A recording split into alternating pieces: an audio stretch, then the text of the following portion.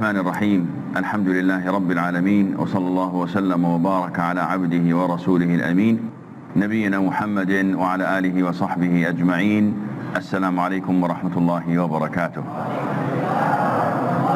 We have with us today hadith number 28, I presume. And who will read it for us, please?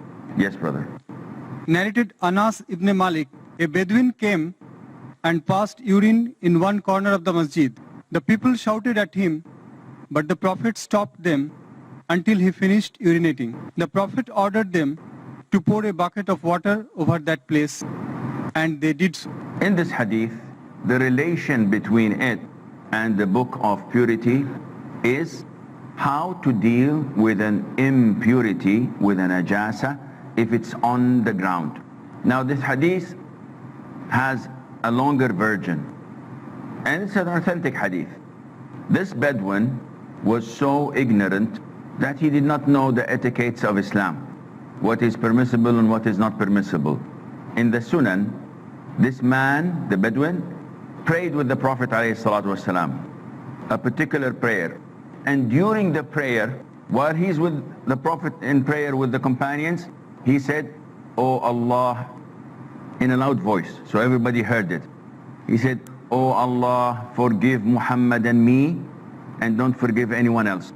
Forgive for Muhammad ﷺ and myself, and do not forgive the sins of anyone else." After the Prophet finished the prayer ﷺ, he brought the man and he said, "My friend, my brother, you have made a very wide thing so narrow and limited. Allah's mercy is much, much bigger than only to occupy myself and you."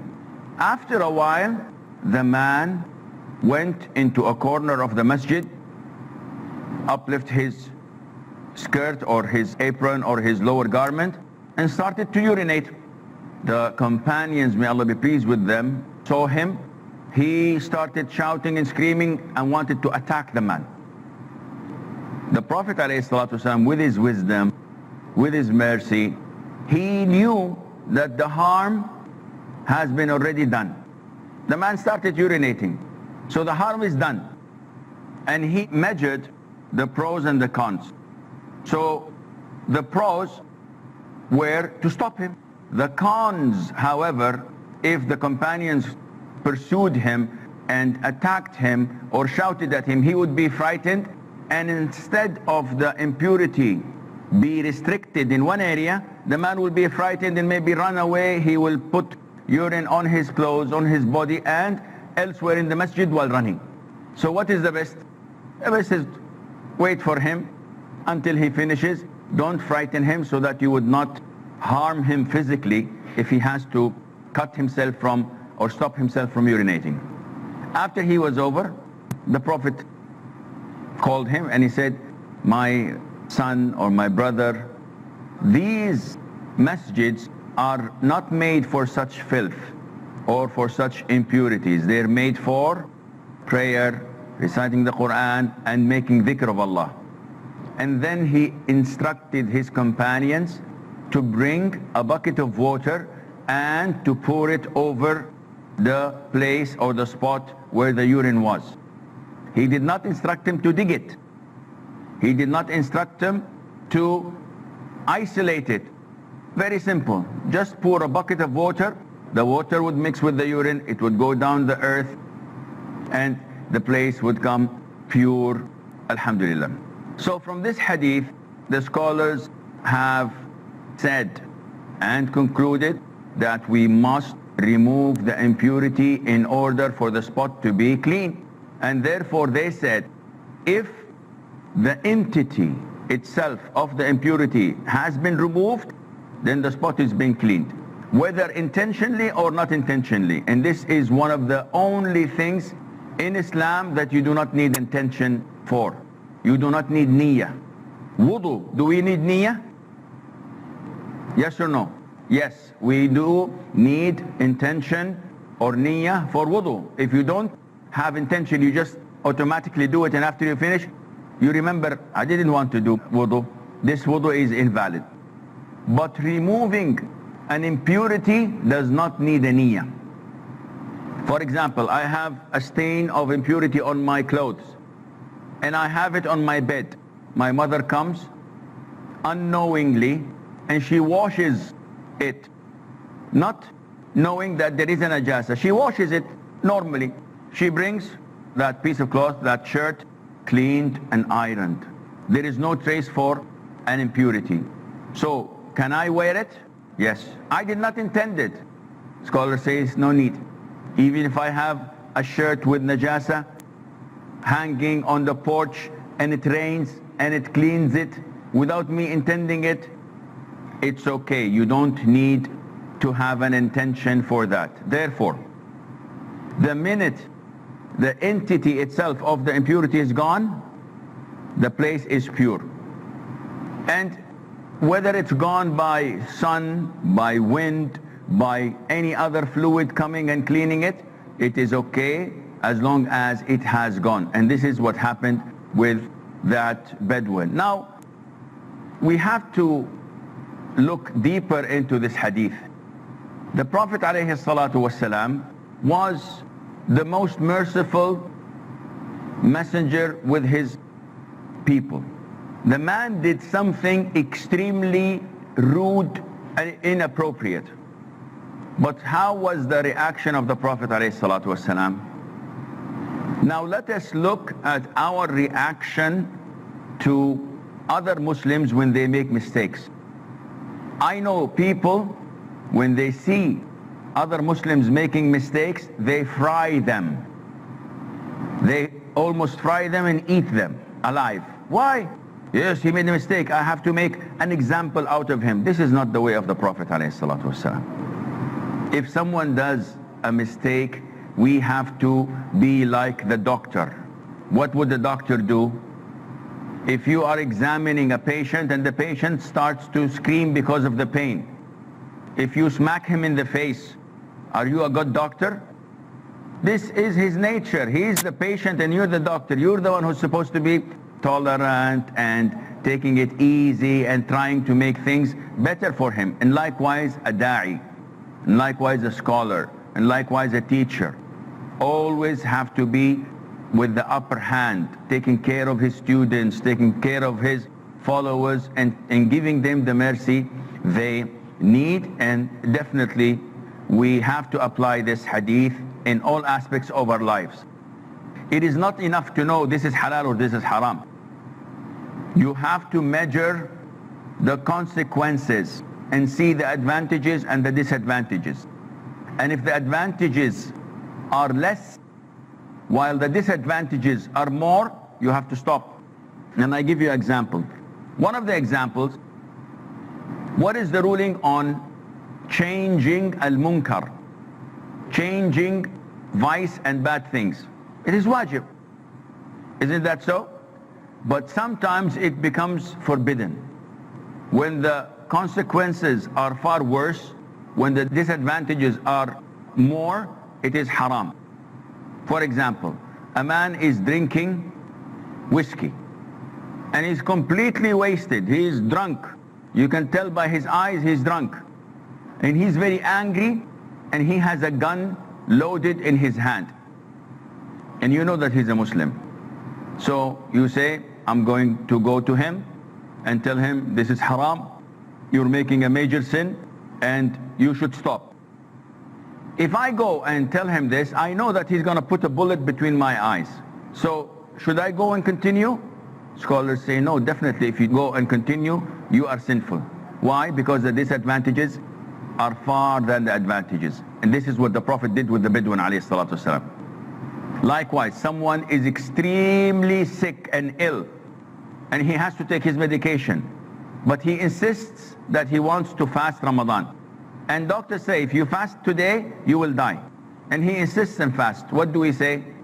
Is he sinful? He is sinful. He has made a sin by killing himself while he should have not fasted because Allah gave him the permission. And if we cascade this throughout all of our life, we will be able to give the right judgment in the right time at the right place. The following hadith, hadith number 29, who will read that for us?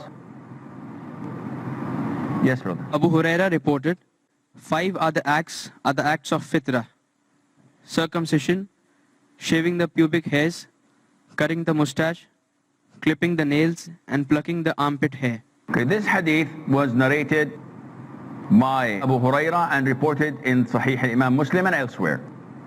The Prophet ﷺ is indicating to us some of the things that are considered to be part of the fitrah. What is fitrah? Nature. What is nature?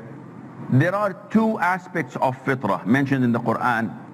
The first and foremost important part is the fitrah, which is monotheism, at-tawheed.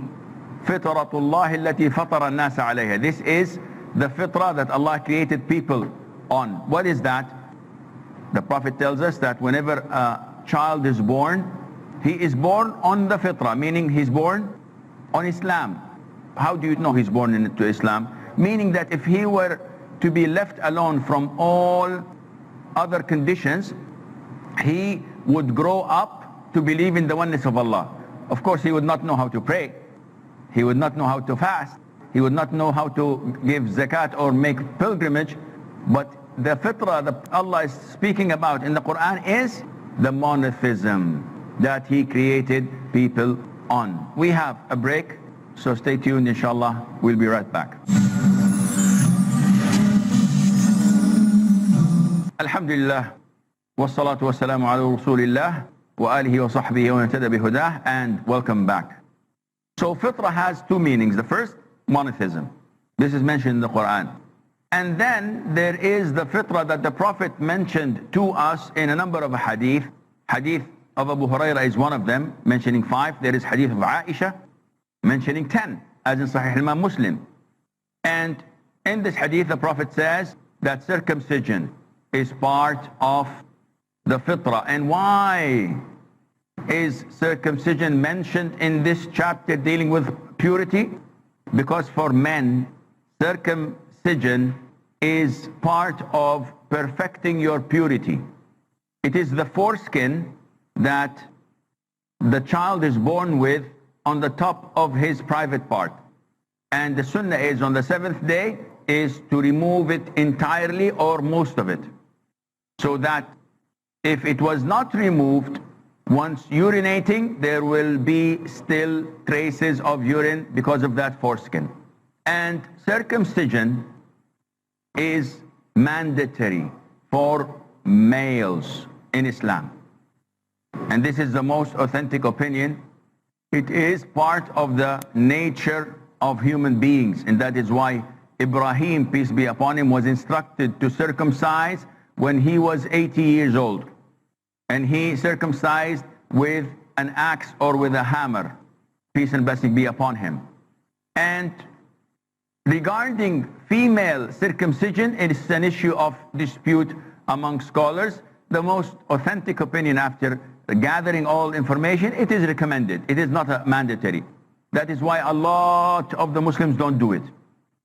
Because to do it, you need a professional surgeon who has the ability and the knowledge, because it's a very delicate operation. Therefore, a lot of the Muslims don't do it, though it is recommended. But for males, it is mandatory and obligatory because it affects their purity and it affects their prayer. And the funny thing is, we are more Christian than the Christians, as some would like to say, because we love Jesus Christ, we believe in His miraculous birth, and we circumcise. And the majority of Christians nowadays who claim to love Jesus do not circumcise. So this shows you that our religion comes in line of all divine religions of Allah Azza wa Jal.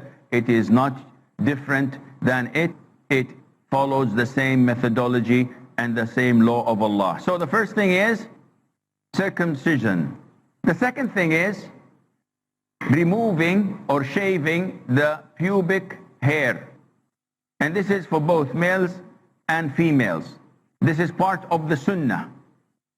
Is it mandatory or not? This is an issue of dispute among scholars. The most authentic opinion is that it is mandatory, providing it does not exceed 40 days. So you can have the pubic hair, you can have the armpit, you can have the nails, you can have your mustache without cutting it short, providing it does not exceed 40 days. So if it exceeds 40 days, it becomes mandatory to remove these things. Some scholars, like Imam Nawawi, may Allah have mercy on his soul, said that even if it did not exceed 40 days, if a person leaves his fingernails or his pubic hair for a week or two and then finds out that it had grown a lot and it is not healthy, it is not hygienic, it is not clean, then he must remove that, even if it's less than 40 days. And most Muslims nowadays do it every 7 days. They shave their pubic hair, as in the hadith. They cut their mustache. Some of them shave their mustache altogether, and it's a different of opinion among scholars. The most authentic, you do not shave it. You simply trim it to the roots, very little, but you do not shave it. You have to leave traces of it. And clipping the nails. And we all know that these nails, if you keep them, if you grow them, they are bad place for keeping dirt and for keeping unhealthy things. And plucking the armpit. Plucking the armpit for both men and women. And the problem is that nowadays, if you go to the gym or if you go to a swimming pool and the brothers are swimming and they take off their shirts, if they raise their hands, you will see the jungles of Africa. People have never cleaned themselves. What is this, brother? Why don't you remove this filth and hair as the sunnah is? I said, no, I don't want to look like women. Well, this is not women. This is the Prophet who used to do it. The most man of all men, sallallahu alayhi wa sallam. And he instructed you to do it, so you have no excuse.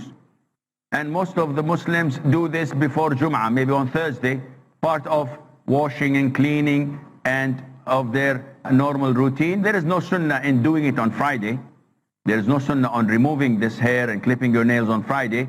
But if you do it because it is a week of weekend and a holiday and maybe you're preparing for Jum'ah, I hope inshallah that there's nothing wrong in that. And we move on to hadith number 30. Who will read hadith 30 for us? Narrated Abu Huraira that he met the Prophet of Allah in some of the streets of Medina while he was junub. I slipped away, went and took a bath. When I came, he said to me, "O Abu Huraira, where have you been?" I told him I was in the state of janaba. The Prophet said, "Subhanallah, a believer never becomes impure." This hadith shows us that a Muslim is never actually impure. He is in the state of impurity. He might have some impurities or najasa on his body, but in essence he is pure because he's a believer. And Abu Huraira in this hadith, he was in the state of janaba. So he did not want to meet the Prophet or greet the Prophet because he thought that being in the state of janaba, you should not meet people, especially dignitaries such as the Prophet ﷺ. But the Prophet corrected his opinion. And he told him, no, the mu'min is never impure. Even if you were on the state of janaba, you're still a mu'min. You're still a believer. I can give salam to you. I can talk to you. I can eat with you. There is nothing wrong in that. However, it shows us how the companions of the Prophet ﷺ used to deal with the Prophet in all honor, respect, and dignity. And we also learn from this hadith that when a person is in the case or in the state of sexual impurity, he does not have to hide from people. Some people think that if you're in the state of sexual impurity, you must not leave the house. You must not eat. You must not do this or do that. And this is all wrong. The companions used to leave while being in the state of sexual impurity, janaba. They used to go for jihad, to fight in the cause of Allah when they were in the state of sexual impurity, as in the case of Hamdallah ibn Amir al-Ghasil. Ghasil al-Malaika, the one whom the angels washed him between the heavens and the earth when he was martyred in the battle of Uhud. And when the Prophet saw that, he told them, why is Handala being washed by the angels? So they went to his house and checked, and they found that he was newlywed a day or two ago, and when he heard the call for jihad, he left his wife without having a total bath. So he was washed by the angels. If this riwayah, if this hadith was authentic, then it means that even the companions used to go out for jihad in the state of janaba. So when a person is in the state of janaba, he is requested and instructed to reduce it by what? Should I ask individuals, or you promise to wake up? When a person is in the state of janaba, sexual impurity, he is requested to reduce that state of janaba with what? With wudu, by performing ablution. And we will come to a hadith where the Prophet ﷺ tells us that you can go to sleep while in the state of janaba if you perform wudu. And likewise, if you would like to go out, if you would like to eat, just perform wudu so that you would reduce the state of janaba and be able to leave. So we come to the end of our session. So if you have any questions? Yes, brother. Is it permissible to read Quran and other ibadah while in the state of junub? This is a good question. Is it permissible to recite the Quran or other forms of dhikr while in the state of janaba? It's an issue of dispute among scholars. But the vast majority of scholars say that it is forbidden. The vast majority of scholars say that reciting the Quran while in the state of janaba, of sexual impurity, this is not permissible. Why? Because there is a weak hadith, not authentic, weak, that Ali, may Allah be pleased with him, said that nothing used to block or to stop the Prophet ﷺ from reciting the Quran except janaba. So the majority of scholars use this as the evidence for not allowing people to recite the Quran. Besides, they also refer to the ayah in Surah Al-Waqi'ah, لا يمسه إلا المطهرون, that it should not be touched except by those who were purified. And they use this ayah to refer to touching the Quran physically and to reciting it. But this ayah is not related to touching the Quran. This ayah is referring to the angels who have the preserved tablet. They are the ones who are purified as described in the Quran. The angels are the ones. But for the Muslims, it's an issue of dispute among scholars. So, reciting the Quran, no. You don't recite the Quran because your period of being impure or in the state of janaba is very short. Prayer is soon coming. So, it is not necessarily for you to recite it now. This is all the time we have. Until we meet next time. في أمان الله والسلام عليكم ورحمة الله وبركاته.